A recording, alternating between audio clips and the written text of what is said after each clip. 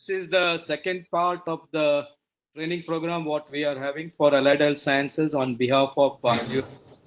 The first one was held a few days back for Allied Health Science, especially medical lab tech. This is the second phase, and third part of the training we'll be having it in the another after 2 or 3 days we'll be having it for hospital administration, public health candidates. We are entering into a lockdown phase two, and looks like it is a long way to go. It is always good to know the good practices that are being followed around the world, and it is for our safety. Basically, this training model covers the fundamentals of infection, prevention, and control for COVID, which includes COVID, what is signs, symptoms, keeping safe, and protecting yourself. That is the most important part because when you are working in a hospital setup, these are the things which you need to keep in mind. And I should thank our Honorable Vice Chancellor for creating this opportunity so that all the allied health science faculties in the RGHS get trained in this aspect because we don't know what is in store for us tomorrow. As of now, it looks like we are trying to beat the curve, but we don't know anyhow how it goes to happen. This is a challenging time for everyone in the allied health science family. While our mission is to train the medical professionals who are so desperately needed during such an outbreak such as this. We also understand the importance of containing this virus as soon as possible. We encourage you to do your part, stop the spread of the coronavirus. We have good panelists who will be talking to you, Dr. Umashankar, Dr. Vishal Rao, all the related faculties who can throw light on how to go about this pandemic, how to handle it. And last but not least, I thank Cisco, especially Ajit and Bin for cooperation. I request the panelists to start off the training program. Thank you.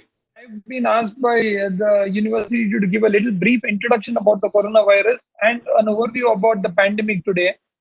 So I take this opportunity to start with the first slide. I'm representing HCG. I'm the Associate Dean for Academics at HCG. Quickly coming to the topic of the coronavirus, I would like to at this point some very important messages which all of us need to know about the coronavirus. Now, there are four to share with all of you who need to understand. Number one, this particular virus is affected 100 plus countries and has created the first of this century. It is so it's mandatory that all healthcare professionals these basics of virus. So there are key 4 points that you need to remember. Number one, it is dangerously infectious. Number two, it is very good at hiding. Number three, it has got a high death rate. And number four, it's got a high complication rate. Now, with this background, I will just quickly elaborate each of these points. Now, why I say it is dangerously infectious? If you see in the slide, now a common flu can infect up to one person on an average, and the has known to infect up to 7 people. Now, this is a real considerable concern.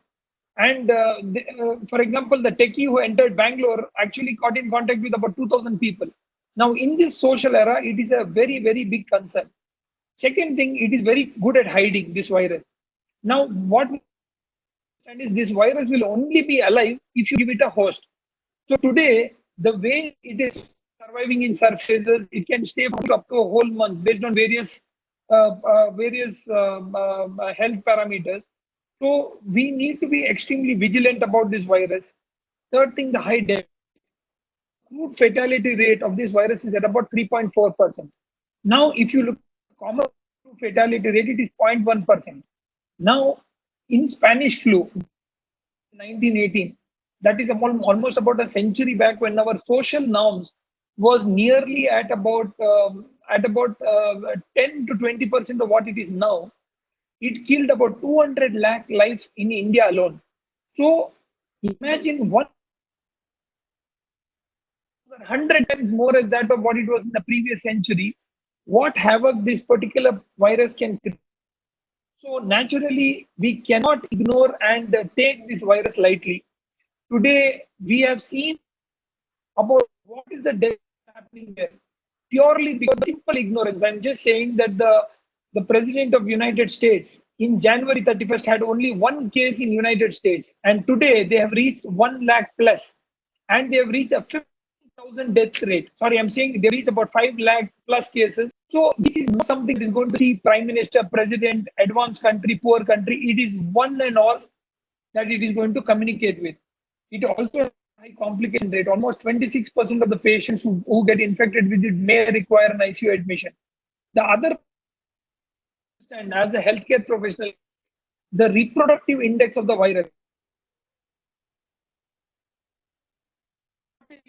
These infectious disease specialists talk about this as R naught, R0, which means the R0 of the virus is less than 1.5. Then it means that this will settle on its own and it will die a natural death. If the R naught virus is equal to 1, that means it will survive and linger on for some time. However, if the R naught of the virus is 1.5 or more, then it is going to create a pandemic. The current R naught of this virus is known to be between 1.5 to 5, which means it is dangerously pandemic. And that is what we need to understand about how we can do this. Now, what are the actions that we can take? The actions that we have postulated based on best practices from the world. The most important of them is trying to do testing. Now, generally, what it is organization is that countries such as Germany or Korea went to do about 10,000 per million tests per day.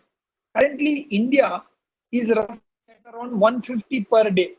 Various states. So Karnataka is at about 151 per million per day. So we naturally are making every effort to ramp up our testing, and which needs to be done at the and is the need of the hour.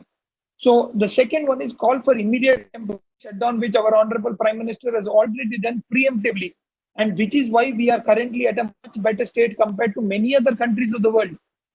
Lockdown is the key answer because, as I told earlier, if this does not get a body, this virus will die a natural death. However, if you give it a body, this virus is going to go on multiplying from there on, from that one body to 7 more bodies, and from 7 to 49 bodies. It will. Third thing, lot of countries wherein the community spread has taken place are currently working on disinfecting streets, malls, public health spaces so that the virus does not remain alive in any of the surfaces, which we know can remain for up to 9 days. Public health awareness is so constantly sending out messages in the public about campaigns, urging people to wear masks, wash their hands, refraining from traveling outside is very, very, very crucial. And most importantly, after that, so Korea did a very interesting, strongly enforcing the law and at the same time incentivizing people to stay. Something which many countries, including India, is adopting, where Home Department is strictly enforcing. At the same time, the government of India is incentivizing through home delivery, other helps that we can assist. What is it that Karnataka is doing is something that I would like to end my few minutes with. I will give you 14 points for the next 14 days that Karnataka government is thinking about. As a member of the consultative group that is reporting to the government, some of the key things that we are thinking about is trying to address the shortage of PCR machine. Now, if you see in the state, there is a major problem because PCR machines are not readily available. PSL2 facility, plus you need trained physicians, trained lab technicians. So with this juncture, we are trying to look at crowdsourcing PCR machines through all the institutions possible. So if you have a PCR machine in your institute or know somebody, please do share your information with us.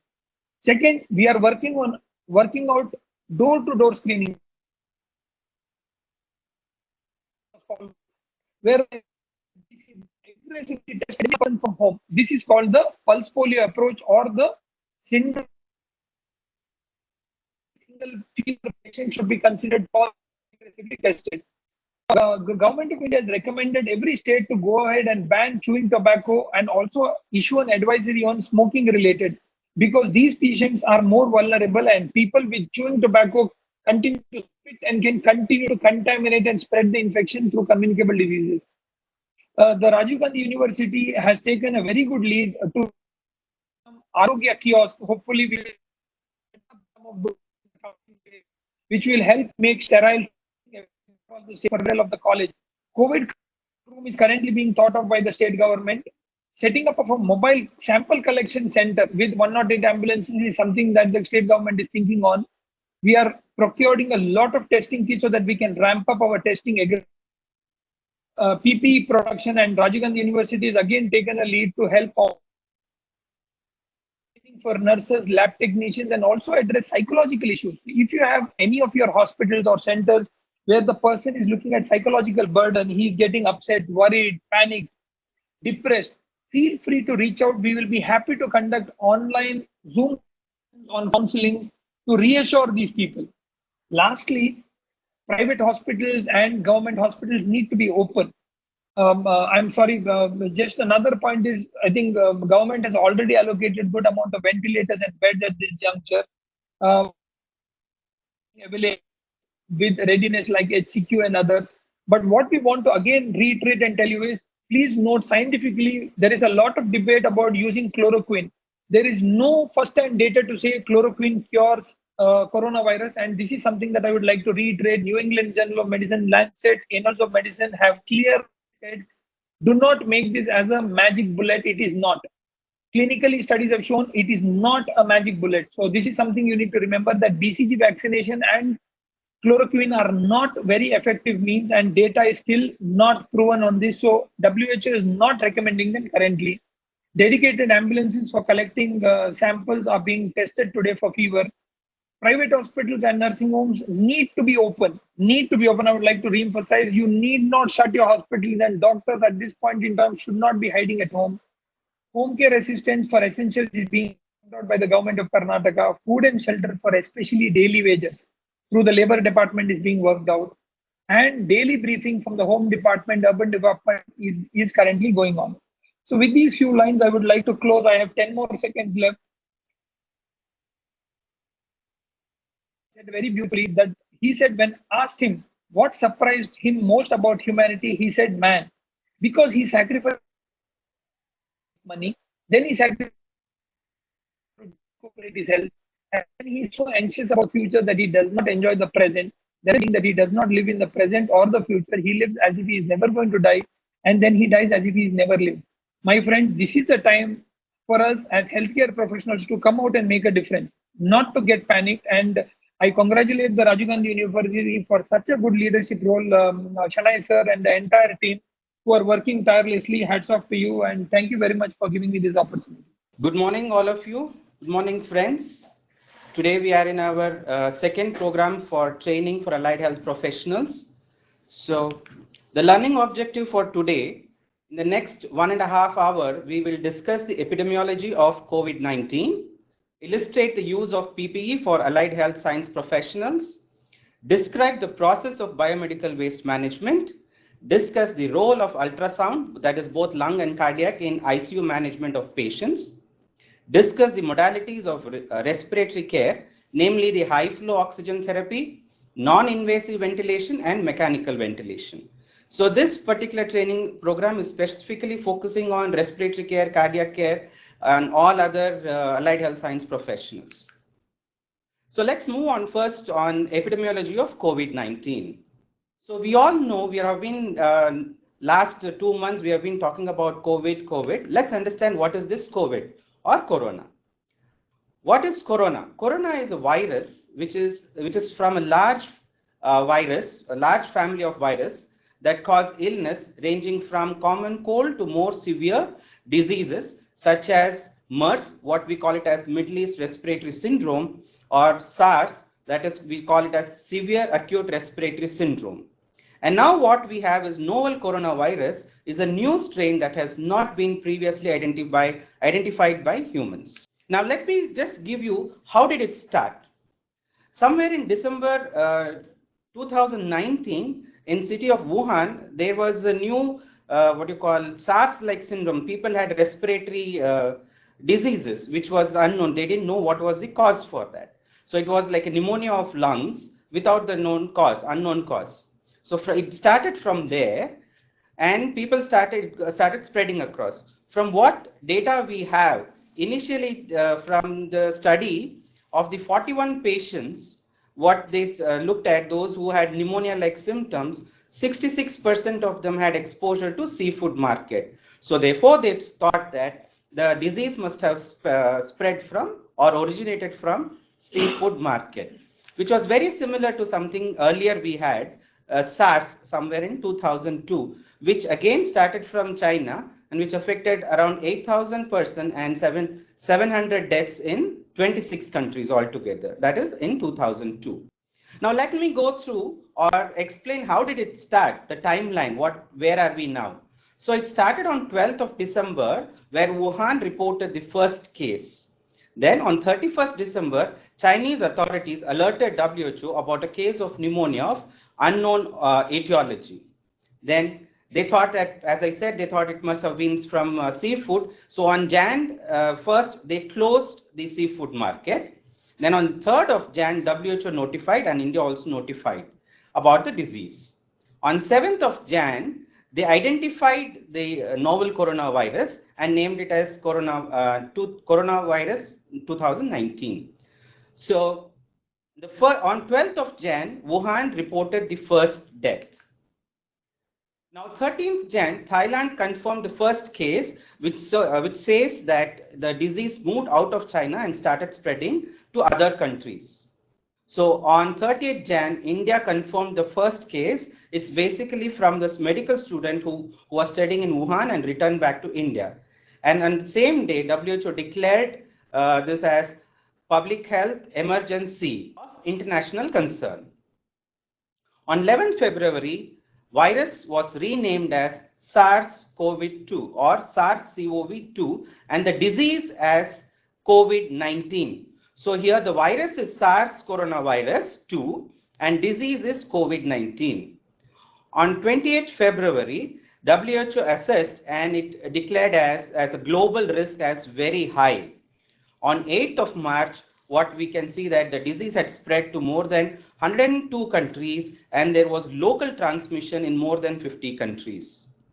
On 11th of March, WHO declared that COVID-19 as a pandemic. So this was the timeline. So now let's understand what are the disease as on today.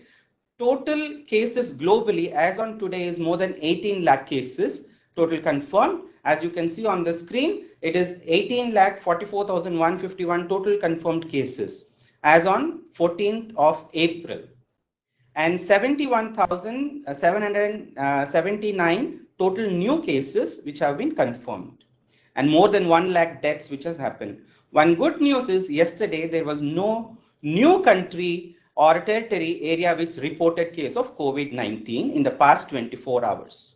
Now let's look at how the countries are working. As I already told, globally it is more than 18 lakh. So again, if you see the European region, these are the WHO regions. So European region is very high with more than 9 lakh cases. Then the American region with more than 6 lakh cases. Then Western Pacific, Eastern Mediterranean, Southeast Asian region and all. So when we look at the countries, if you look at the countries which are high, so US tops with more than 5 lakh cases, confirmed cases. To be very specific, as on 14th of April, it is 5,53,822 total confirmed cases and new cases are 29,308. So total deaths are 21,972, one of the highest in the world. Then followed by Spain, which is more than 1.6 lakhs, Italy more than 1.5 lakhs, Germany and so on. Now let's come to what is the situation in India. As on yesterday, India has reported 9,272 active cases and 1,189 cases which have been cured or discharged and 353 deaths. Look at the states. If we look at what is happening in different states, so Maharashtra is reported the highest, both in terms of cases and in terms of number of deaths. Delhi comes next and Tamil Nadu and so on. There are some states and union territories, especially the Northeast, which have not yet reported any cases as of now. So coming specifically to the number in India, so Maharashtra has confirmed total 2,337 cases and 160 deaths, and Delhi has 1,510 cases and 28 deaths. When we look at other states which are coming, and when you look at Karnataka, Karnataka is somewhere on the 12th, where we have reported around 258 cases and 9 deaths as of today. Now let's understand what is SARS, or the severe acute respiratory infection. Acute respiratory infection with high fever or measured temperature of either 38 degrees centigrade or more than that with cough. So the onset within the last 10 days and which requiring hospitalization. However, the absence of fever does not exclude the viral infection. Now for surveillance, the case definition for novel coronavirus are severe acute respiratory infections in a person with a history of fever and cough requiring admission to hospital with no other etiology that fully explains the clinical presentation and or any of the following. So they may be a person who had a history of travel to Wuhan or in the last 14 days prior to onset of the symptoms and the disease which occurs in a healthcare worker who has been working in an environment where patients with severe acute respiratory infection are being cared for without regard to place of residence or to history of travel. Or the person may develop an unusual or unexpected clinical course, especially sudden deterioration despite appropriate treatment without regard to place of residence or history of travel, even if another etiology has been identified that fully explains the clinical presentation. Now, continuing with the surveillance case of definition of novel coronavirus, so any person with acute respiratory illness of any degree of severity who within 14 days before the onset of illness had any of the following exposure. Either he must have had a close physical contact with a confirmed case of novel coronavirus infection while that of a patient was symptomatic, or a healthcare facility in a country where hospital associated where a novel coronavirus infection have been reported. So now that we have seen what is the case definition or who is a corona patient or COVID patient, now let's understand what is contact. A contact is a person who experienced any one of the following exposure during 2 days before the 14 days after the onset of symptoms of a probable or confirmed case. First one is somebody who had face-to-face contact with a probable or confirmed case within 1 meter and for more than 15 minutes. If you have come in contact with somebody who have positive and you have been very close, so that is contact. Now somebody who has had a direct physical contact with a probable or a confirmed case. Or the next person, somebody who has a direct care or who is providing care for a patient with probable or confirmed COVID-19 disease without using a proper personal protective equipment, or any other situation as indicated by the local risk assessment. It depends. So the place to place, it may change. Now, who is a close contact? So as we saw, a healthcare person associated exposure, including providing direct care for novel coronavirus patients. So a healthcare person who is providing care to novel coronavirus or working with any healthcare workers who is infected with novel coronavirus, or somebody visiting patients or staying in the same close environment of that of a novel coronavirus patient. Next one, working together in a close proximity or sharing the same classroom environment within where the novel coronavirus patient is available, or somebody who is positive is there. It may be a classroom, it may be a same room, or somebody who's in the house also. So traveling together with the novel coronavirus patient in any kind of conveyance. So generally it is said that if you're traveling with somebody, let's say in public transport, for example, somebody who is sitting in front of you for 3 to 4 seats or behind 3 to 4 seats, so there may be a close contact. So somebody within 1 meter to 1.5 meter within that surrounding area. Now, or someone who is living in the same household of novel coronavirus. So these are the people who we call them as close contact. Now, the epidemiologic link may have occurred within 14-day period before or after the onset of illness in the case under consideration. Now, what are the types of contact? So we have basically two types of contact, either high risk or a low risk. So let me first tell you who are the high risk contact. So high risk contacts are those people where you have touched the body fluids of a patient, such as respiratory tract secretions, blood, vomit, saliva, or urine or feces. Or a person who had a direct physical contact with the body of a patient, including physical examination, without using PPE. Or someone who has touched or cleaned the linens, clothes, or dishes of the patient. Or someone who lives in the same household as a patient. or anyone in a close proximity, that is within 3 feet of the confirmed case without precautions. Now, passengers in close proximity within 3 feet of a conveyance with symptomatic person who later tested positive for COVID-19 for more than 6 hours. So these are the high risk contacts, and the low risk contacts are someone who has shared the same space as maybe in the school, or your work, or your colleagues, you have worked with the colleagues, or who has not having a high risk of exposure to confirmed or suspect case of COVID-19. Or someone who has traveled in the same environment, it could be bus, train, flight, or any mode of transit, but not having a high risk of exposure. Now, how does it spread? Let's look at the epidemiology.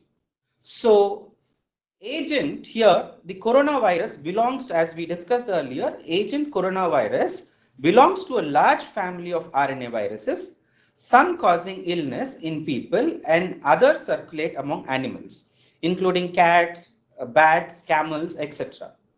But rarely animal coronaviruses evolve and infect people and then spreads further through human to human transmission, such as in SARS or MERS in 2012. The etiological agent responsible for present outbreak of COVID-19 is SARS-CoV coronavirus 2. I repeat again, the agent responsible for present outbreak of COVID-19 is SARS coronavirus 2, which is a novel coronavirus. Currently, it is estimated that the incubation period of novel coronavirus 2019 ranged from 2 to 14 days, where mean is 5 days. So, novel coronavirus may present with mild, moderate, or severe illness, where the latter includes severe pneumonia, acute respiratory distress syndrome, sepsis, or septic shock. That's why early recognition of suspected patients allows for a timely initiation of IPC, that is infection prevention and control. Now let's look at the symptoms. From the WHO China Joint Mission, they released a report after going through around more than 72,000 cases. Among these 72,000 cases, majority of them presented symptoms of fever, cough, fatigue, sputum, shortness of breath, myalgia, that is body ache, muscle pain and all they have, sore throat, headache, chills, vomiting and diarrhea. Some people have even also reported some skin diseases and skin rashes, etc. But that is very minimal. Now, how does it spread? The mode of transmission. So when someone sneezes or cough, the infected person, that's the infected person, when he or she sneezes or coughs, so they release droplets, and that if he holds his hand to his mouth, cover his mouth, and that infection comes, the droplet comes to his hand, and when he touches somebody, or then it moves or a surface, that's how the infection is spreading. So now basically it is a respiratory secretion, that is, which can spread from person to person through a small droplet. So it's a droplet infection, what we call. Now, what is the pattern of the disease? So mostly, majority of the people had mild cases. The disease symptoms were mild, but they had a recovery. Either they just need an isolation, or some had required hospitalization. So it was mild to moderate. Very few people had severe cases, and some have gone to death. And even those who had severe, some of them have recovered also. It is not that somebody who had severe cases has not recovered, but even they have recovered. So what is the severity? So when we said severity, so those people who had comorbid symptoms, that is comorbid disease, so they might have had, let's say, other diseases such as maybe hypertension, diabetes, or somebody who is having cancer, or those who are in taking chemotherapy or radiotherapy. So they had a higher chance of, had a higher severity. And those who did not have any comorbidities, so severity cases were only 26%. So from those 72,000 cases, what it was observed was the mortality rate was only 3% in globally, and 1.7% outside China, 3% in China, and globally 1.7%. So now, as I told, most of the cases were self-limiting. It was mild case, that's 81%, and only 15% required hospitalization, and only 4% which was very severe and required ventilatory support. So transmission, majority of the cases were from close contacts of symptomatic cases, mostly from the family clusters or somebody who was very close together. And most careful studies, which of the 20 household attack rates, suggest that 10% was early in the outbreak, and it came down to 3% after isolation. That is, once all the precaution isolation was taken care, so the attack rate reduced to 3%. The transmission in other closed settings is happening, but not major driver in China. This was in China. This is the report as we are talking. And in school outbreaks have not been a feature of this particular outbreak, as because mostly every schools and colleges were shut down during this outbreak. So now I would request Dr. Bhavita to take over and talk on personal protective equipment and hand wash and biomedical waste management. Good morning to all of you. I'm sure this is a very simple topic, but the most important and relevant topic at the current scenario.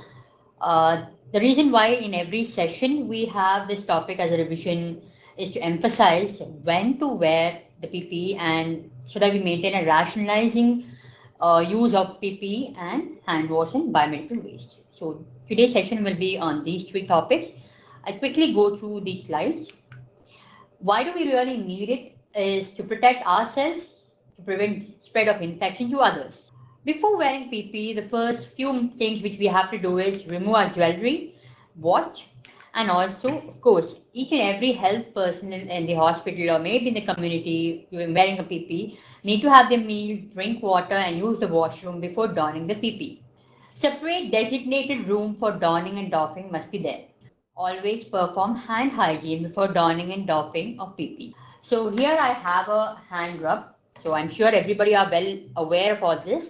So just to revise, take your hand rub to push, and first the palmar surface, and then on the dorsum of the palm, and then in between the fingers, back of the fingers to opposing palms with fingers interlocked, and then you take the rub around the left thumb and the right thumb, rotate backwards and forward with the clasped fingers on the palm of the palms, and then rinse your hands with water.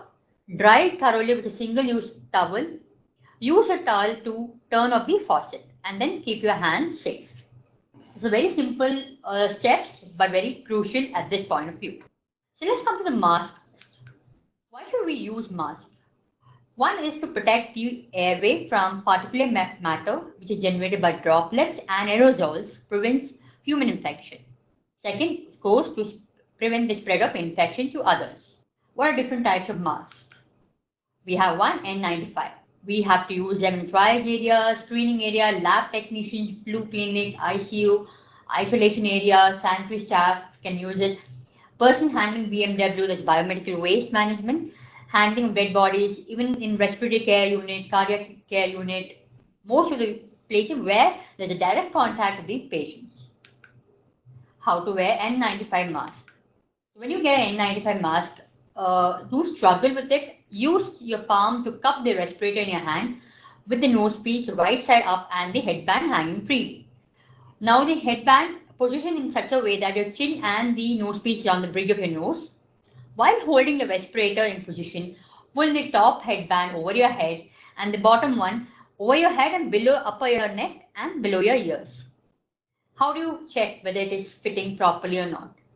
Exhale forcibly through the mask. If there is any minimum air leakage through it, adjust the nose pin as well as the sides of the mask and adjust the elastic band. In this way, we'll understand whether the mask is fit for you or not.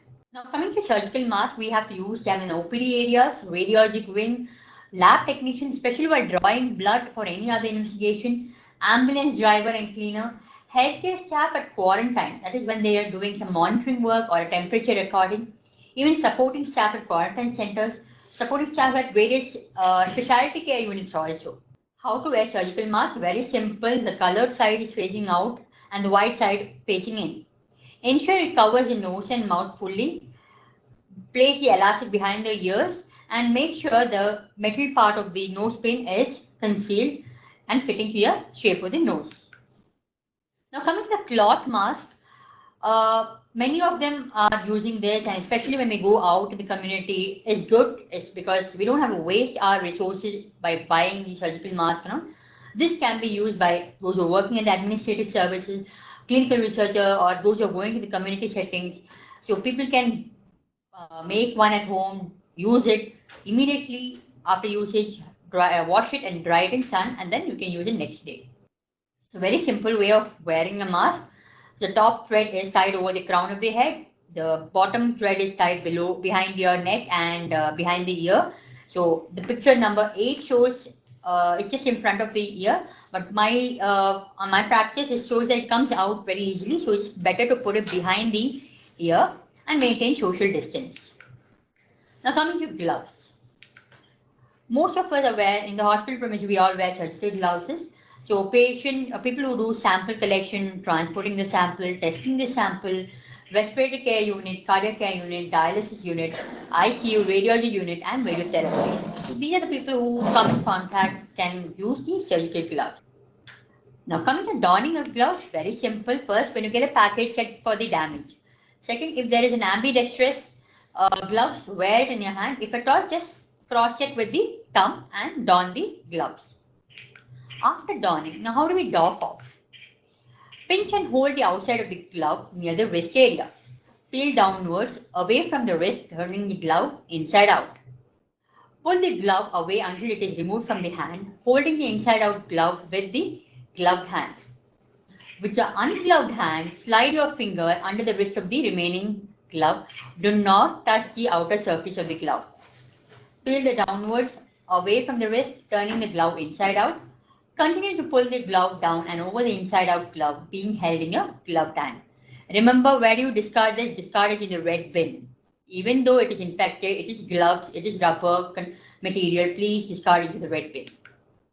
Now coming to the personal protection equipment, we are aware that we have surgical mask, N95 mask, face shield, goggles, gown, apron, gloves, two pairs of gloves, head cover and shoe cover. Before I show the video of donning and doffing and where the areas we use PPE, I would like to complete on the topic of biomedical waste management, which just takes 2 minutes. So in your PPE kit, you get when the package comes to you, it provides it with red liner for disposal. So kindly use it for plastic material like your goggles, your face shield, and your gloves. Not to forget hand wash before donning and doffing of PPE. Where are the point of generation of biomedical waste? We have labs, flu clinics, isolation ward, the quarantine centers, OTs, ICU, respiratory care unit, the cardiac care unit, dialysis unit, even the emergency unit, accident and emergency department also. So as per the biomedical waste management 2016, which has been amended over the past few years, all the lab waste and infected waste into the yellow bin. So in the bin, making sure there is a labeling called COVID-19. So what all goes into the yellow bin is your surgical mask, your N95 shoe cover, your gown, the face shield, goggles, and the gloves will go to the red. So it will be there in the next slide. So what you should remember in yellow is segregate as per the rules as you are practicing in various health centers. Do not disorient your staffs. Autoclave the lab waste. It should be foot operated bins. This year's the COVID rule is that double yellow liner and label it COVID-19. Now coming to the red, again mark it COVID-19. What are the things which goes? Are gloves, goggles, face shield, and what are recycled plastic like your catheter, your Foley's tube, the Rives tube, which all goes into the red. Again, for this COVID pandemic, the rule is that use double red liners and label them as COVID-19. So use foot operated bin and autoclave the waste. The white container, it should be a white, puncture-proof, tamper-proof container. If it is that kind of container, we need not fill it with the disinfectant. If it is another can which is prone for any puncture or tamper-proof, please fill it off with 3/4 filled with disinfectant. This is meant for needles and label them as COVID-19. As per the rules, we're supposed to maintain a blue bin. So suppose many of them are not practicing that using cardboard box, Use a tamper-proof container or a box with a blue liner in them, but label them as COVID-19 double liner. What goes into it is glass slides, broken glass, sometimes metal implants also. So spill management, very simple. As per the rules itself, continue you are doing the same, but with full PPE. So you know you're supposed to quarter in the area, wear the PPE, take the spill with the help of a mop, discard into the yellow, use a disinfectant, and discard them again into the yellow.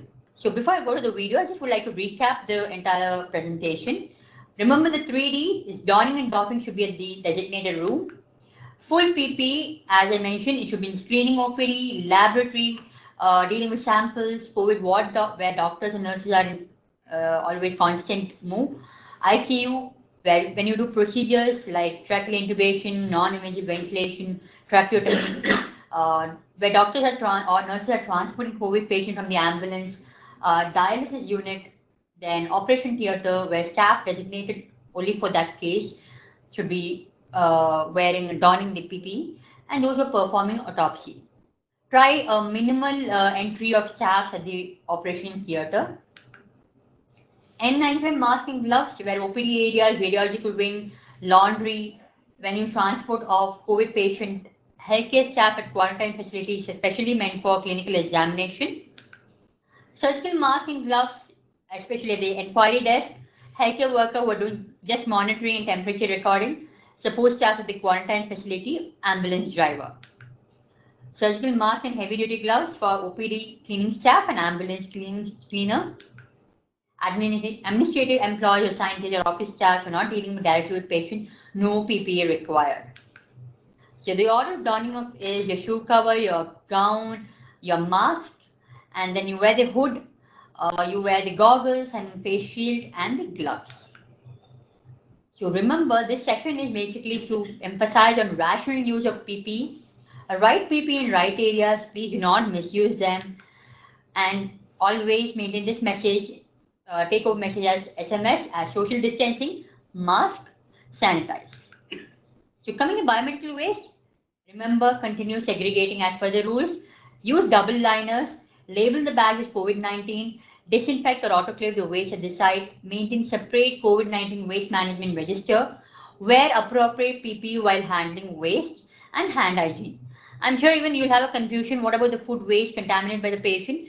Food waste, put it in the yellow. If at all there's water bottle and any other plastic plates, put them into the red. Label them as COVID-19. This is better because in order to, for safe handling and so that there won't be any mix-up of the waste and no contamination. So let's watch the videos on donning and doffing and the PPE in different areas of hospital. Namaste. We from AIIMS New Delhi would like to demonstrate the donning and doffing methods in easy steps for protection of our healthcare workers working in COVID designated areas. Donning or wearing of the personal protective equipment must be performed outside the COVID ward in the donning designated area. The healthcare worker must be prepared for the shift duty by taking a meal, using the washroom, and drinking water prior to entering the donning area. Remove all accessories like jewelry, wallet, watches, mobile phones, etc. and change into clean hospital scrubs. And wear closed washable footwear. Wash your hands thoroughly with soap and water.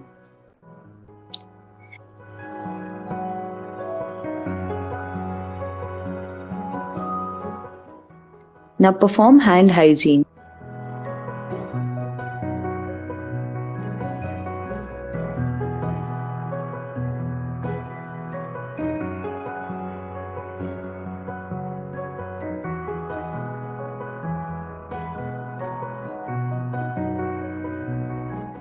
Sit on a clean chair.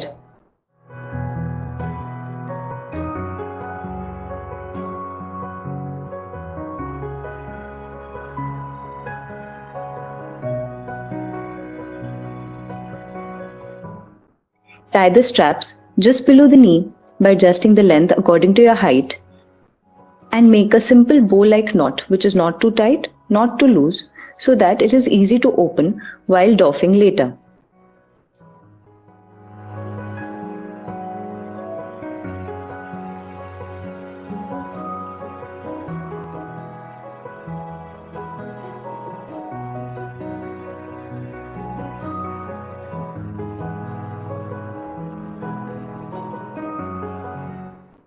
Now wear the first set of gloves, which are an adequate fit to your hands.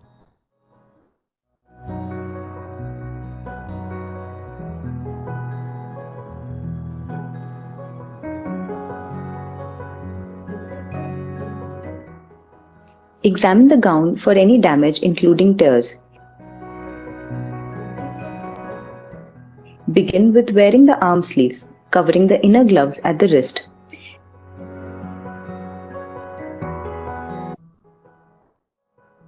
Wrap the gown, leaving no area exposed, even at the back. You may take the help of your buddy.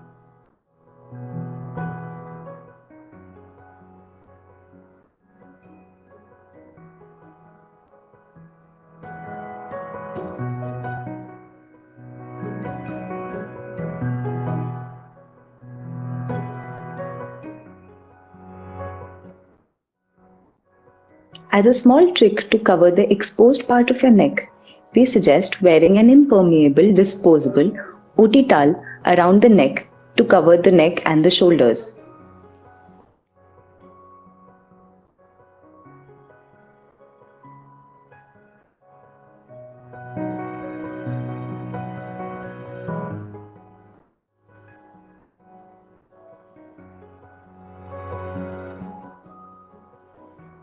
Hold the N95 mask like a cup in your hand, with both the straps hanging out in the front. Place the mask on your face. Pull and wear the lower strap first, placing it below your ears. Then pull and wear the upper strap, placing it above the ears. The most important step is to check that there should not be more than minimal air leakage around the mask when forcibly exhaling.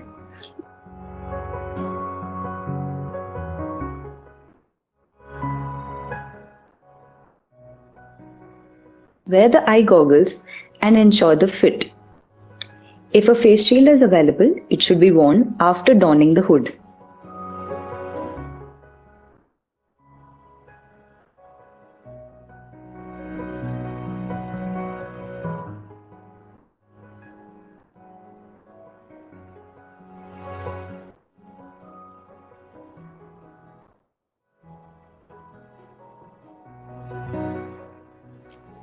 Wear the hood by crossing over the broad straps and tie them behind the neck. Make sure that the knot is easy to open at the time of doffing.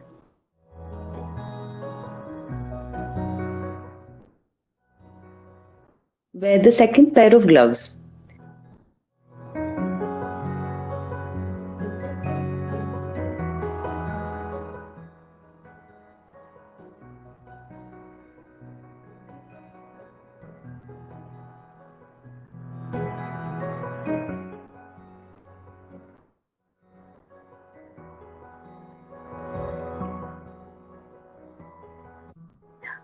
Pull them to cover the sleeve cuff and forearms as much as possible. Check the fit of the gown and be comfortable in moving around. Now you're ready to move into the COVID area. Doffing or taking off the PPE must be done in a designated doffing area, having red biomedical waste bins labeled separately for each type of personal protective equipment.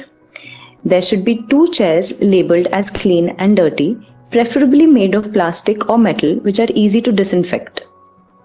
It is very essential to perform each step with utmost care and slowly so as to not generate any aerosol. Perform hand hygiene after each step. Take the help of the observer to check for any air leaks or tears in the PPE. During the entire doffing procedure, the observer must not touch your PPE. Inspect for any gross contamination.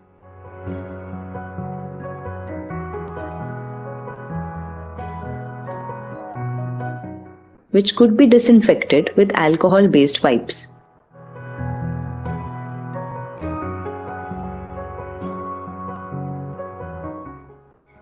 Now first, disinfect your gloves with alcohol-based hand rubs.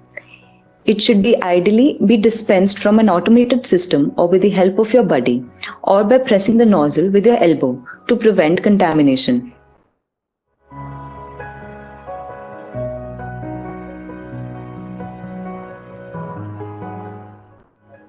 Now sit on the dirty chair with legs apart. Remove the shoe covers by opening the straps. Slowly pull the shoe cover from the outside surface, starting from the top, and then pull from the toes end. Try not to cross over your legs while sitting. Discard the shoe covers in the red bin.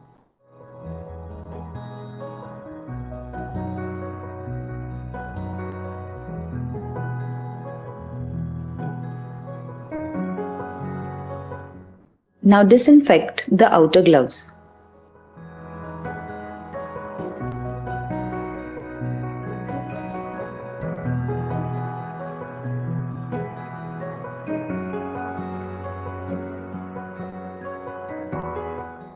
Pinch the first glove on the outer surface at the wrist and pull it inside out.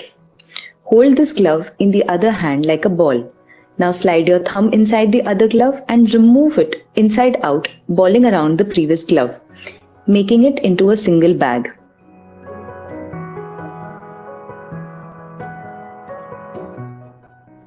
Discard them in the red bin. Now disinfect your inner gloves.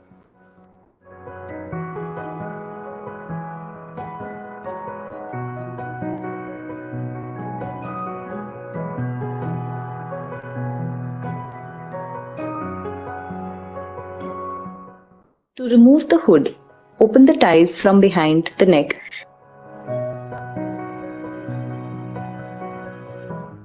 and stoop forward towards the bin. Pull out the hood from the top and discard. Again, you need to disinfect your inner gloves.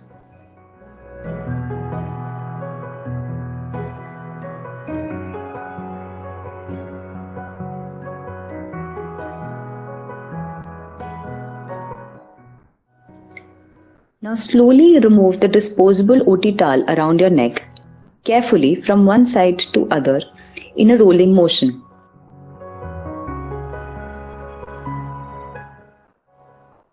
Discard the OT towel. Disinfect your inner gloves again.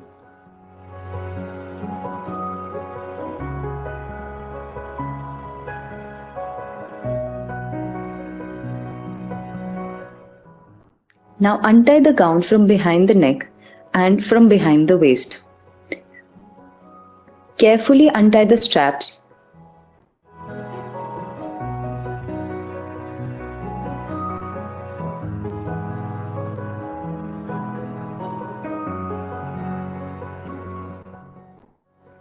Pull the gown near the arms, slightly to slide off the shoulder.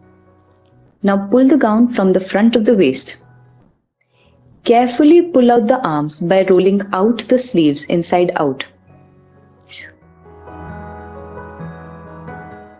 Fold or roll the gown in such a way that the contaminated surface is not exposed. Discard carefully.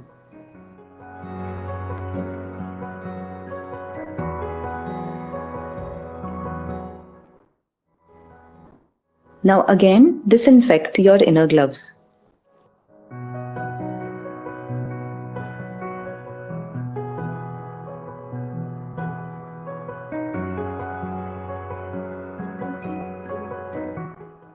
To remove the eye goggles, stoop forwards and pull the strap from behind the head and discard in the labeled bin. Do not touch the front of the goggles.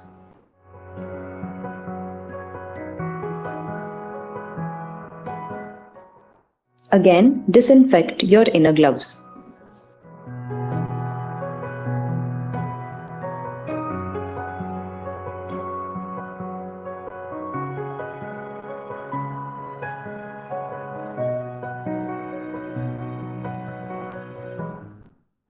Carefully remove the inner pair of gloves as previously described.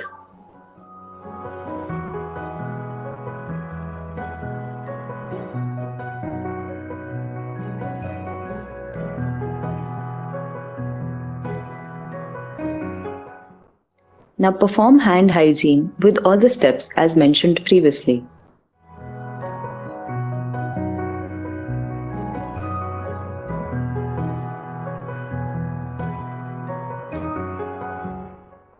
you need to wear a new pair of gloves before removing your mask.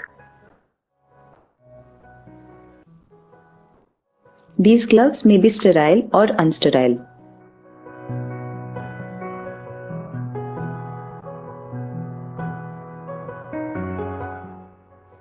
Do not touch the exposed surface of the mask.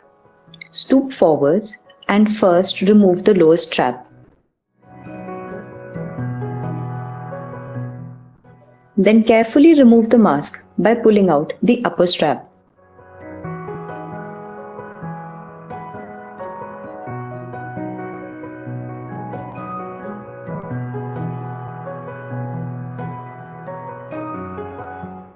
Disinfect your gloves. Inspect yourself for any leftover PPE left to doff and remove and discard the same. For example, like your head cap.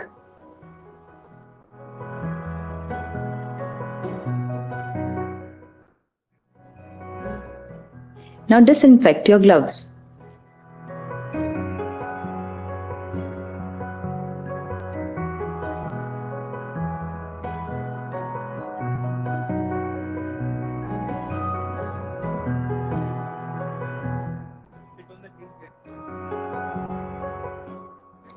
Sit on the clean chair.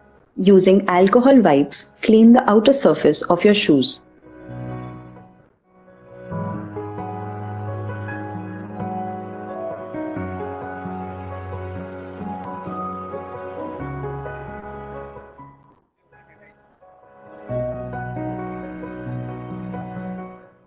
Now disinfect your gloves.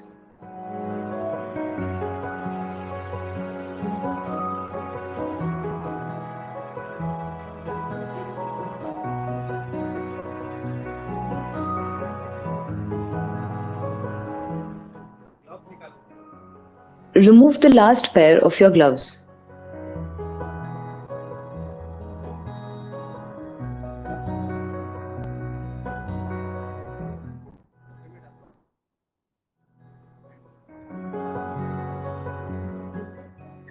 Perform hand hygiene.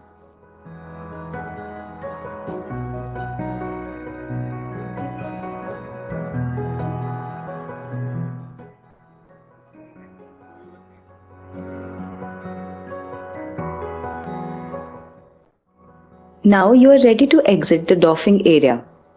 Wipe your shoes on sodium hypochlorite soaked doormat and exit. The next video is on where do we use PPE in different areas of the hospital. Protecting our healthcare worker is very, very important in this times of COVID-19. To protect them, personal protection equipment or PPE is an important component of the protection gear that they have to use. However, it's important to understand that PPE is a broad term and there are different types of PPE, and that is what needs to be understood. What is the ideal PPE that has to be worn in different areas? You are at the forefront, saving lives. Given your proximity to severely ill patients, you are at a greater risk of infection. Therefore, taking appropriate safety measures, such as rational use of personal protective equipment, based on guidance by the Ministry of Health and Family Welfare, is imperative. Equally vital for ensuring your safety and that of patients is infection prevention and control. This ensures that hospitals don't become amplifiers of infection. And for my protection, I need N95 mask, goggles, 2 pair of gloves, and a fluid-resistant gown.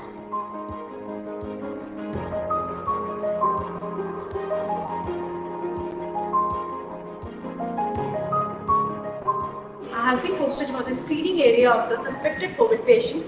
I'll be collecting the samples of these patients, and for my safety, I require the following personal protective equipments, which are shoe cover, N95 mask, goggles, 2 pair of gloves, water resistant gown and a face hood for covering my head and neck.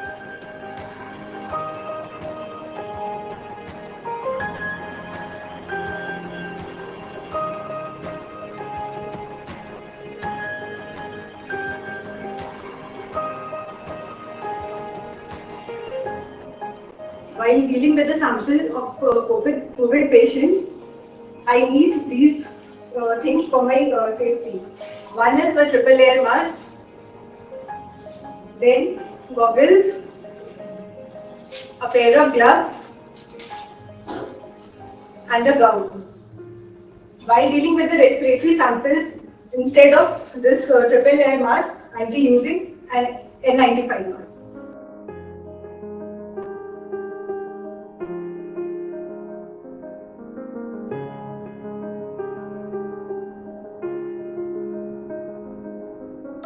I would be treating the patients of COVID-19 in the ICU.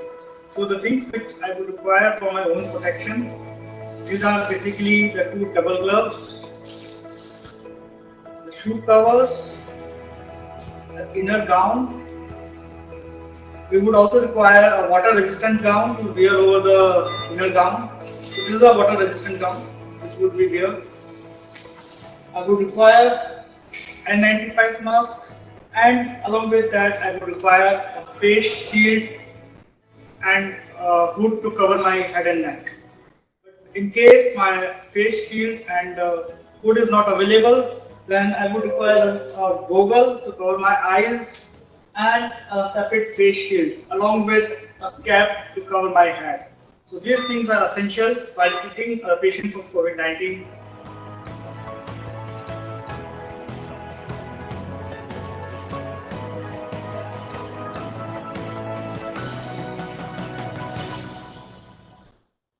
मुझे अपनी सुरक्षा के लिए shoe cover चाहिए, gumboot चाहिए, N95 mask, gown, surgical gloves, red duty gloves, hood. अगर hood नहीं है तो मैं कैप लगाऊंगा, गोगल्स लगाऊंगा, शील्ड, उसके बाद प्लास्टिक एप्रन लगाऊंगा।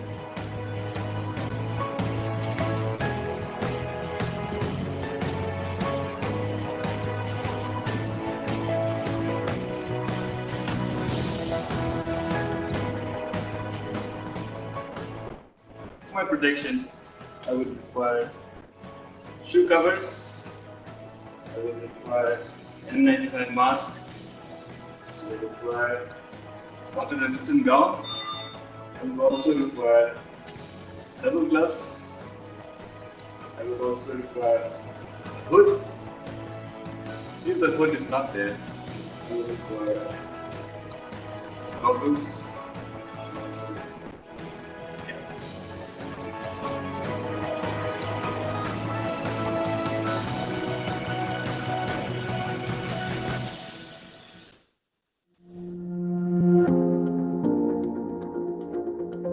For my protection, I need triple layer mask. और मुझे अपने प्रोटेक्शन के लिए ट्रिपल लेयर मास्क पहनना है।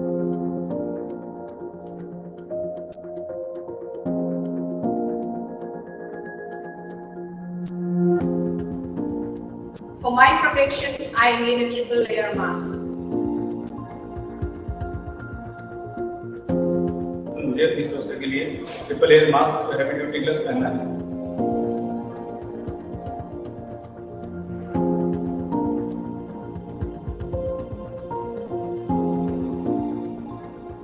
For my protection, I need N95 mask, I need a goggles, I need a water resistant gown and a double pair of gloves.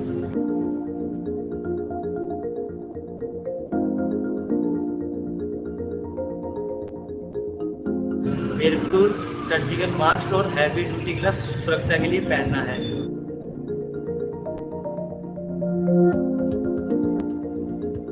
मैंने अपनी सुरक्षा के लिए सर्जिकल मास्क पहनना है।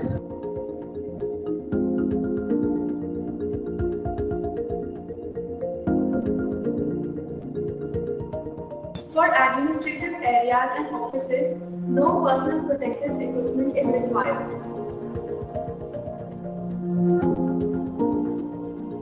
As we face an increasing number of COVID patients in our hospitals, it becomes very important that we rationalize the use of personal protective equipment. This will ensure that the PPE are available for those healthcare workers who really need it when they care for these very sick patients. Use PPEs when needed and use the type of PPE which will give you the best protection, but don't misuse it.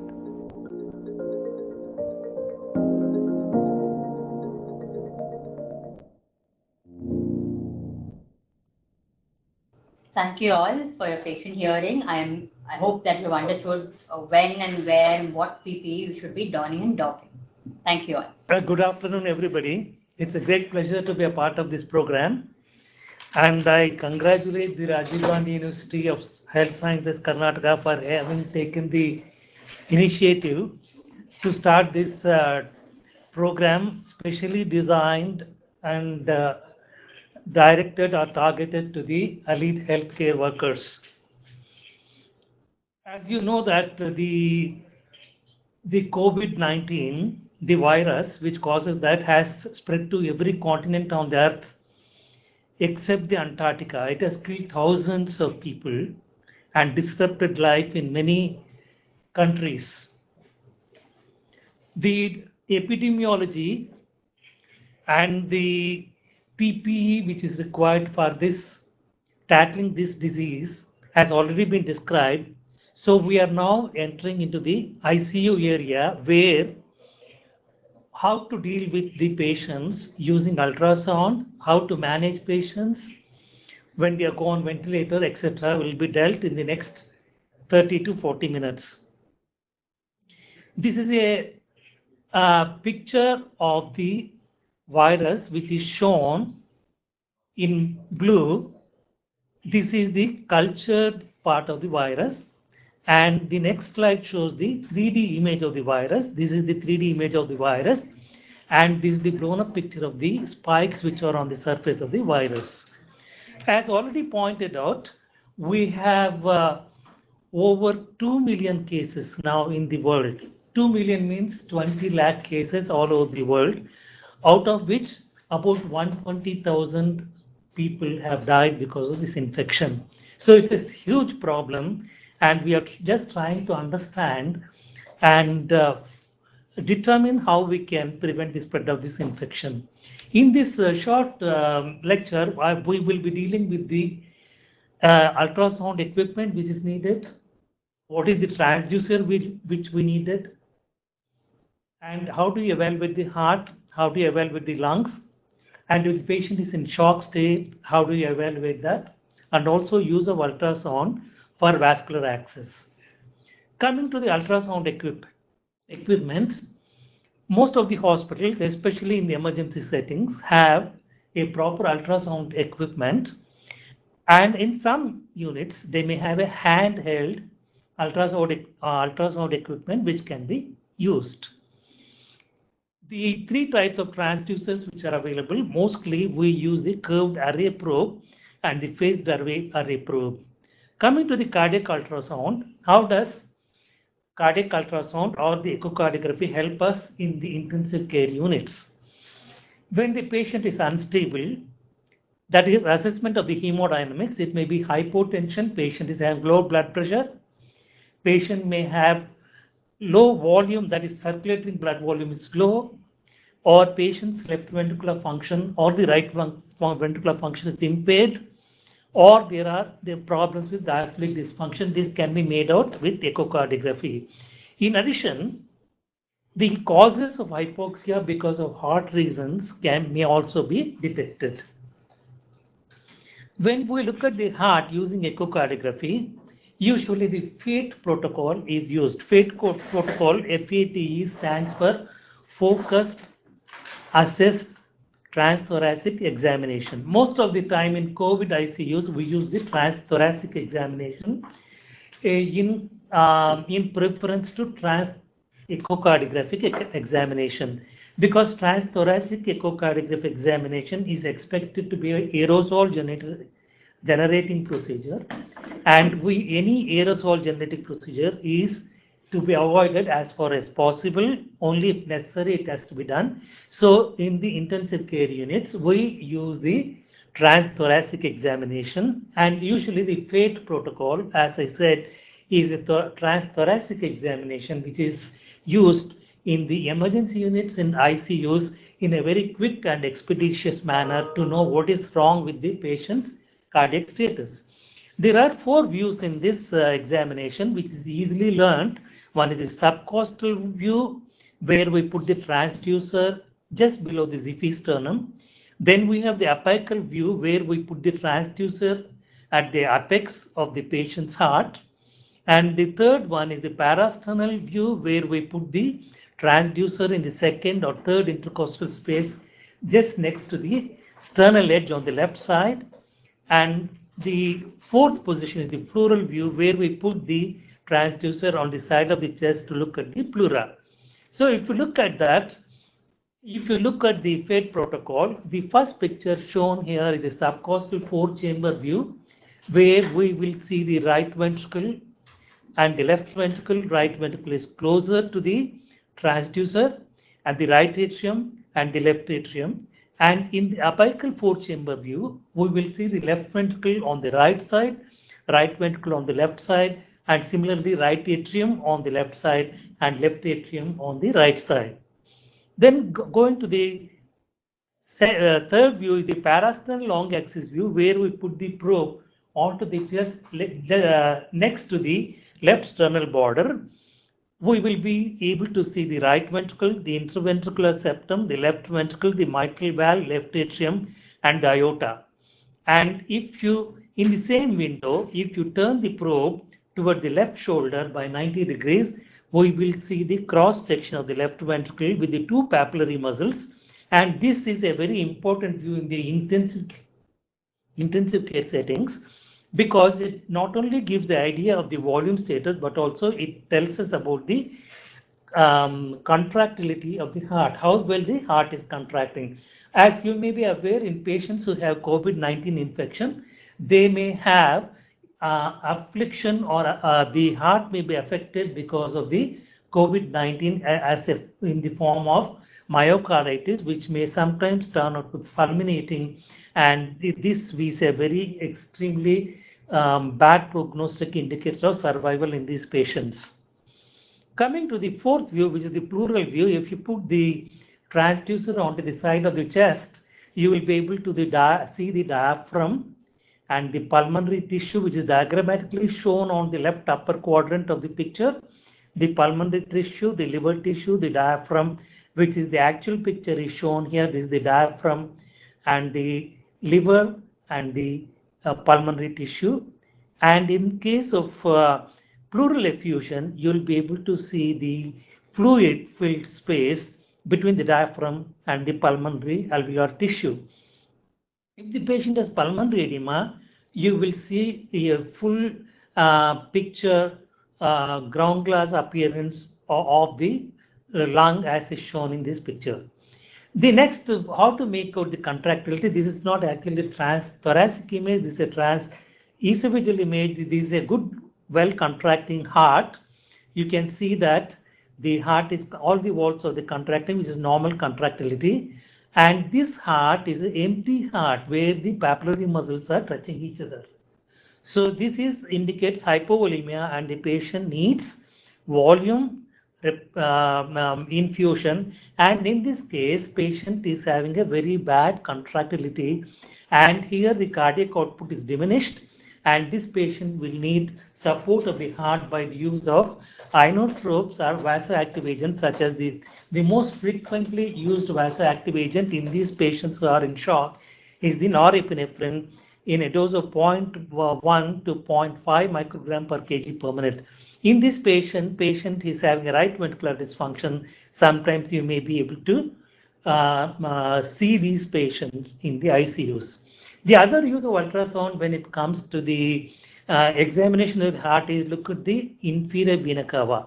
The inferior vena cava, which if it is dilated and is not collapsing during the respiration, it means that the right atrial pressure is increased, and in these patients, volume infusion should not be used. On the other hand, if the inferior vena cava is small and it collapses more than 50% of its diameter, it means that patient is hypovolemic. And if the patient is hypotensive associated with this picture, patient needs volume infusion. Usually crystalloids are given to maintain the volume status in these patients. And the IVC diameter can also be assessed using the M mode of the echocardiography. This is about the assessment of the heart function, where we are looking at the volume status and the contractility, which are the most important components of transthoracic examination of these patients when they present with shock conditions. As you are aware, it was already pointed out that 80% of the patients who have COVID infection are mild or asymptomatic. They do not need hospital admission. But it is in the remaining 20% who have moderate or severe illness. These patients need hospital admissions. And among these 20%, 5% of the patients will need ICU care. And it is here that these patients will need the use of ultrasound in the form of echocardiography or the lung ultrasound. So coming to the lung ultrasound, here the scanning zones are mentioned. In the anteriorly, you have the zone 1, zone 2. Laterally, we have the zone 3 and zone 4. Similarly, on the left side, zone 5, zone 6 on the anterior aspect, zone 7 and zone 8 on the lateral aspect. And this is the, usually you take the parasternal line and anterior axillary line and the posterior axillary line, and posteriorly you have the left posterior and right posterior zones. So we have close to 10 zones which can be examined using the ultrasound. And what are the findings in these patients?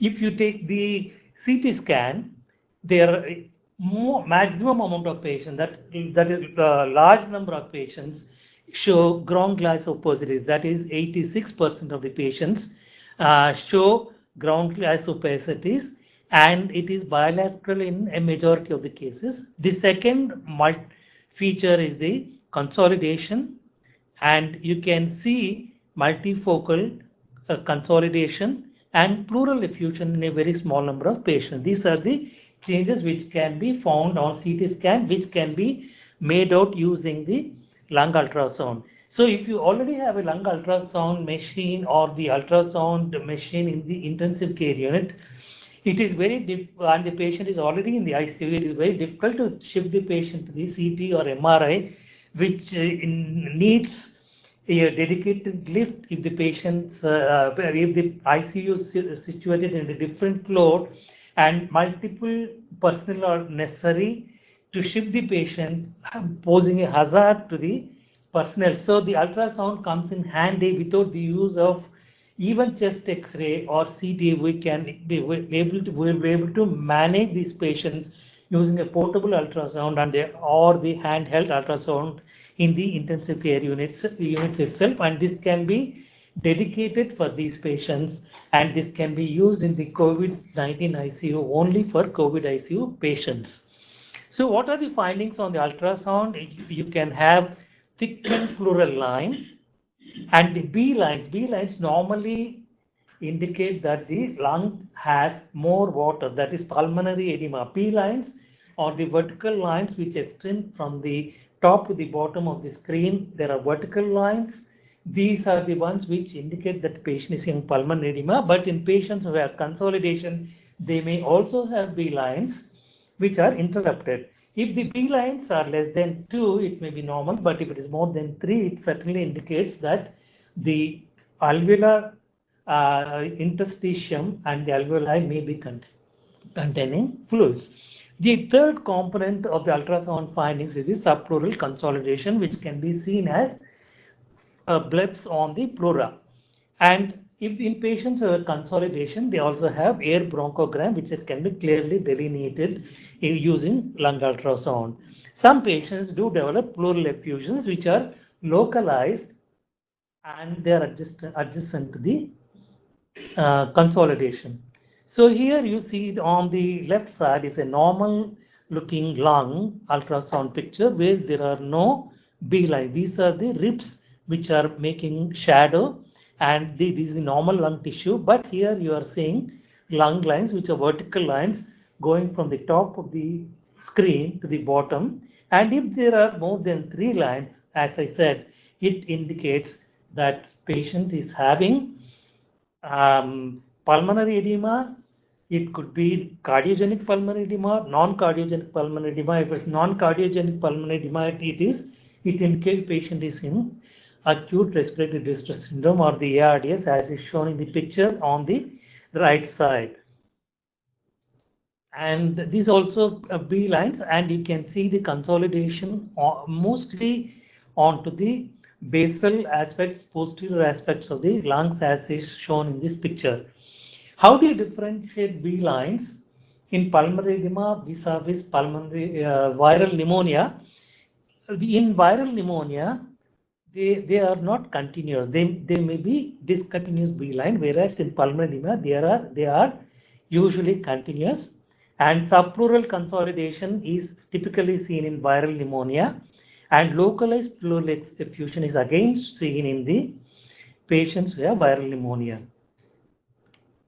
So this is what is being shown here. There's a patient who has a consolidation here, which can be clearly delineated using a handheld ultrasound machine rather than shifting the patient to a CT scan area and causing a lot of logistic differences.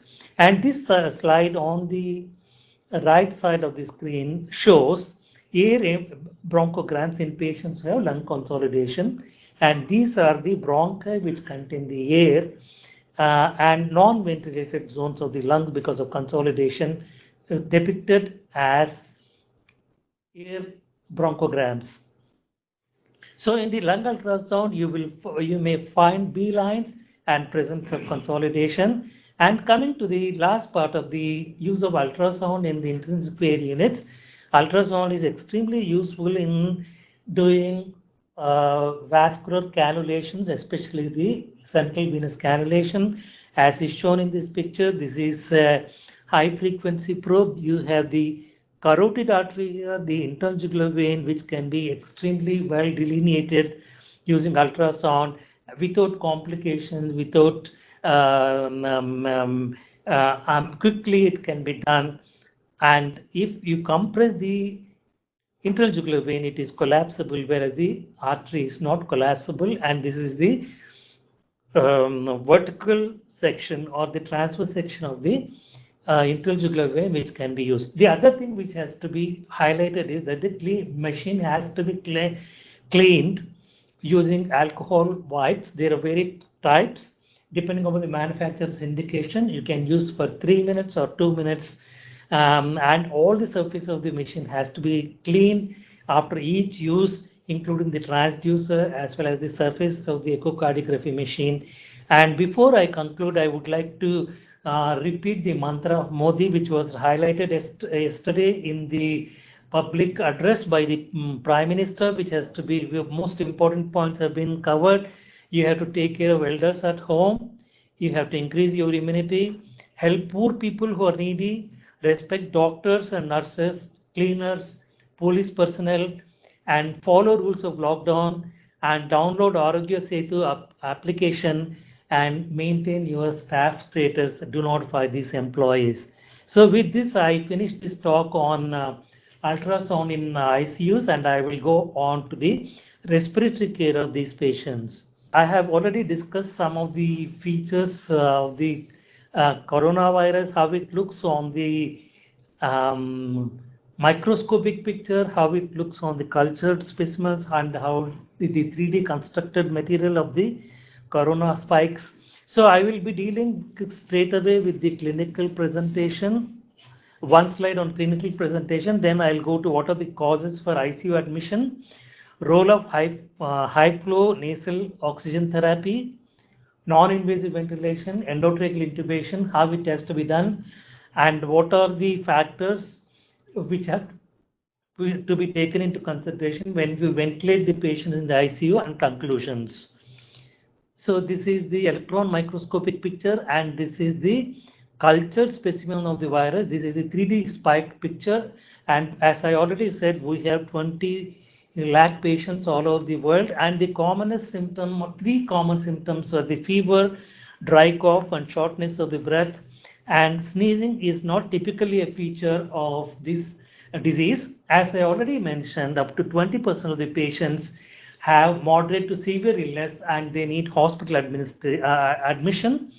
10 to 15%, that is about 15% of these patients need hospital admission, and 5% need ICU care. What are the reasons for hospital admission? Patients who have increased respiratory rate of more than 24 per minute. The oxygen saturation on room air, that is, if you use a pulse oximetry and measure the oxygen saturation, if it is less than 94%, and if you have taken a blood gas, if the partial pressure of oxygen in the arterial blood as compared to the F5O2, that is the partial pressure of oxygen in the inspired air, is less than 300 millimeters of mercury, this is again a reason for hospital admission. If there is reduced blood pressure, or if the patient is aged more than 65, patients with comorbid conditions and coexisting diseases such as diabetes, chronic lung disease, cardiac disease, renal disease, hepatic disease, all these patients must be considered for hospital admission. Once the patient is hospitalized, if the saturation of oxygen in the arterial blood as is measured by the pulse oximeter is less than 94, oxygen has to be given by a simple face mask. And if this does not improve the oxygen saturation, we have to consider high flow nasal oxygen therapy. And the monitoring of vital signs, namely the blood pressure, the heart rate, respiratory rate, temperature, and SpO2, that is this oxygen saturation, must be instituted promptly. Any coexisting comorbid conditions, especially in terms of hypertension, diabetes, must be treated appropriately. Fluid therapy must be tailor-made to the patient's need, and conservative fluid therapy is recommended. It is not the liberal fluid therapy which is recommended in these patients. If the patient is having severe or moderately severe disease, consideration should be taken to give empirical antibiotics, usually broad spectrum antibiotic, after taking the sample of blood for blood culture. Then coming to what are the reasons or the criteria for ICU admission. Once you have admitted the patient, does the patient need to go to the ICU?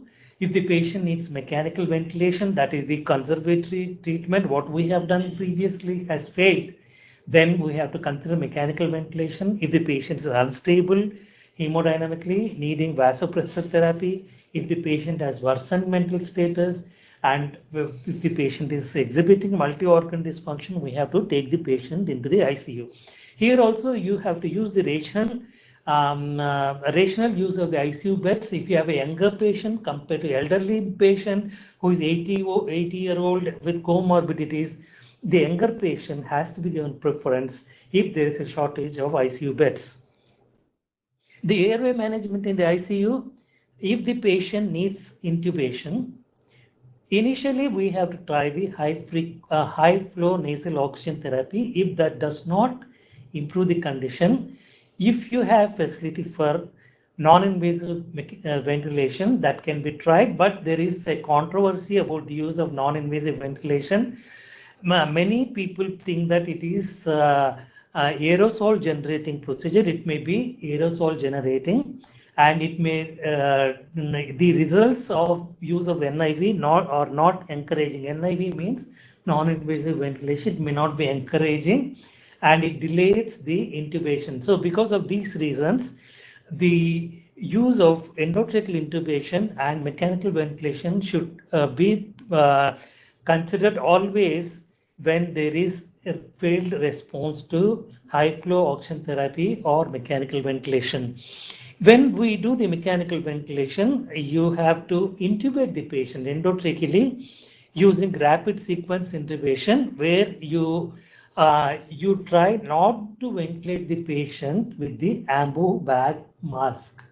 This because this may generate aerosol, because if the patient is having secretions in the mouth, if the airtight seal is not achieved, these secretions may spill out of the through the mask, gap between the mask and the face, and it may contaminate the not only the atmosphere but the operator as well. So the recommendation is to go for rapid sequence induction and avoid ambu bag mask ventilation unless it is mandatory, unless some experienced person is doing it, where he or she can obtain a good mask seal and then do the ambu bag mask ventilation. But in general, ambu bag mask ventilation may be avoided as far as possible, and the video laryngoscopy is used so that the operator's face is not directly onto the oral cavity, and the first attempt success is much higher using the video laryngoscopy, as is shown in this picture. This is the glottis. This is the video laryngoscope. We are looking at the picture of the glottis on the video scope attached to the laryngoscope, and you can easily identify the glottis without any trouble. And this is what is used or recommended for patient intubation in patients who have COVID-19 infection.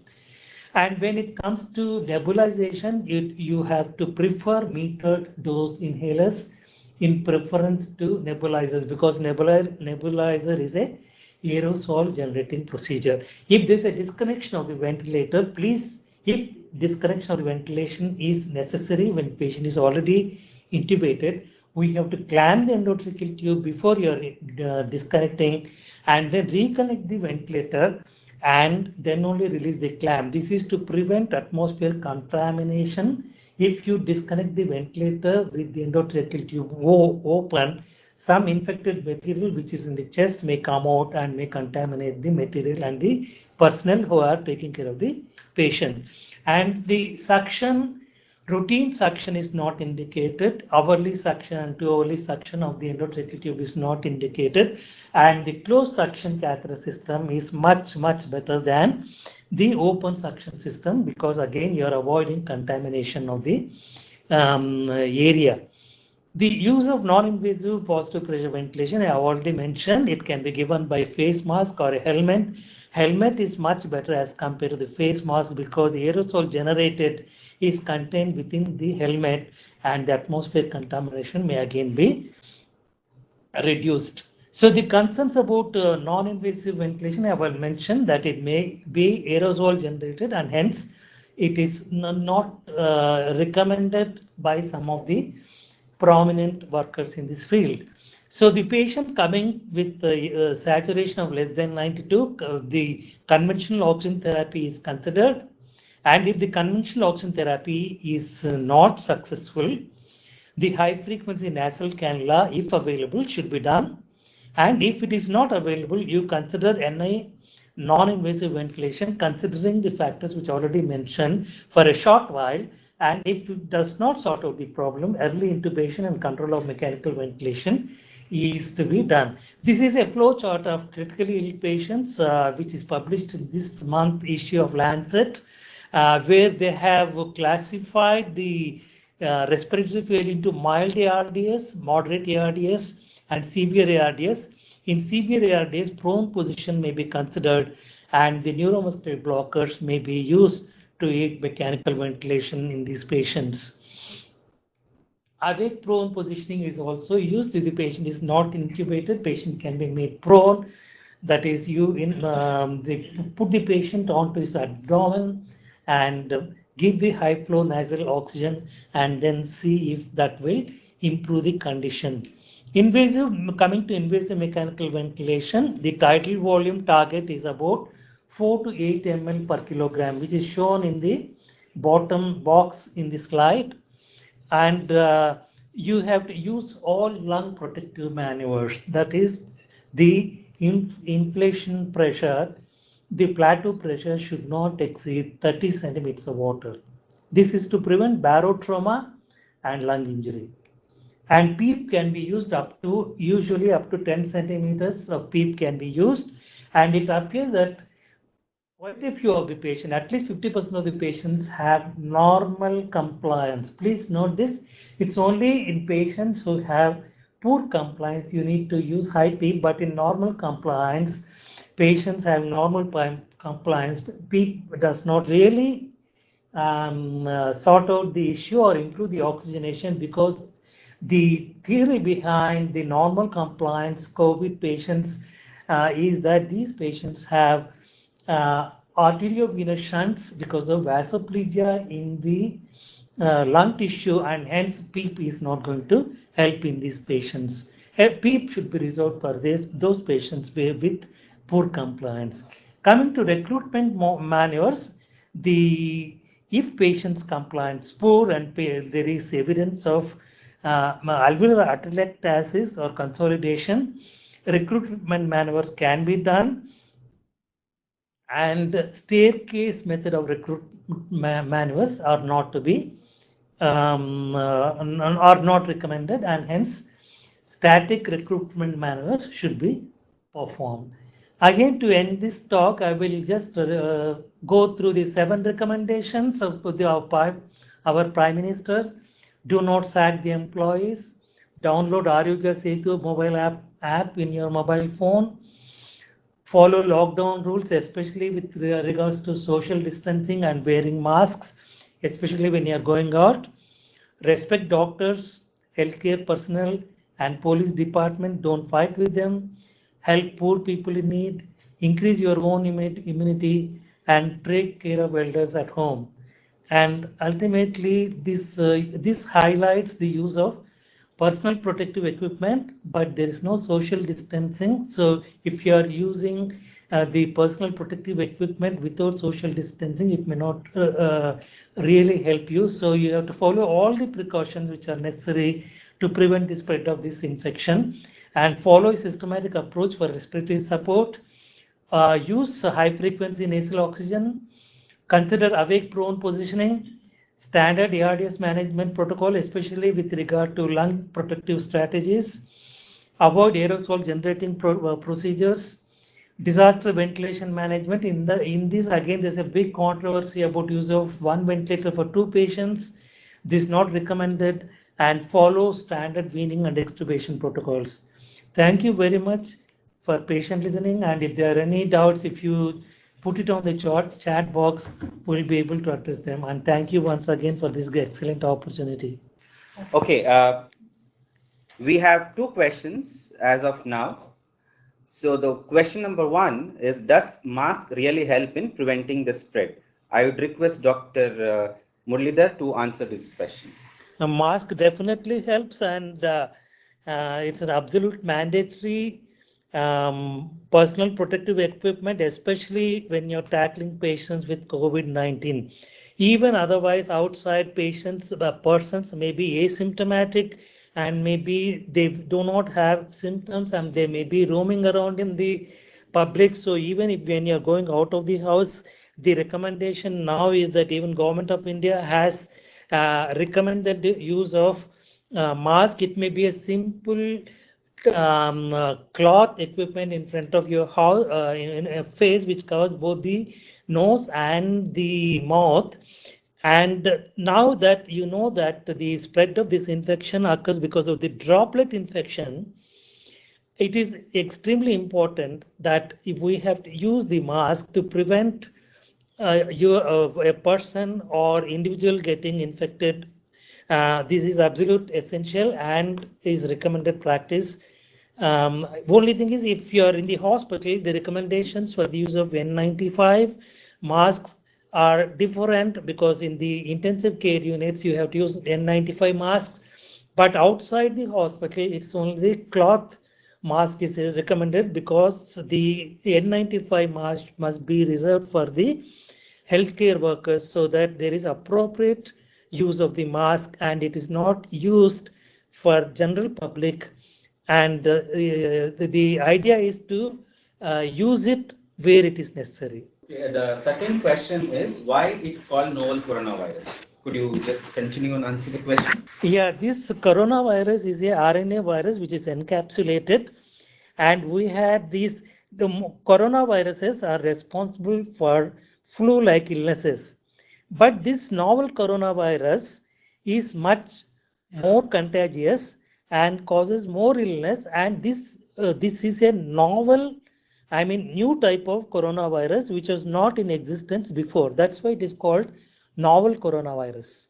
Thank you, sir, for clarifying all the questions of our audience. As there are no questions and we have end of time, we will be closing this session. I thank all the speakers who are here to present on the respective topics. I hope all the audience have learned something today. And we also thank the Rajiv Gandhi University for organizing this session. We will continue the session at 2 o'clock. Thank you. If there are any questions, please put it in chat box. We will get back to you later. Thank you. And the same session will be available on YouTube very soon.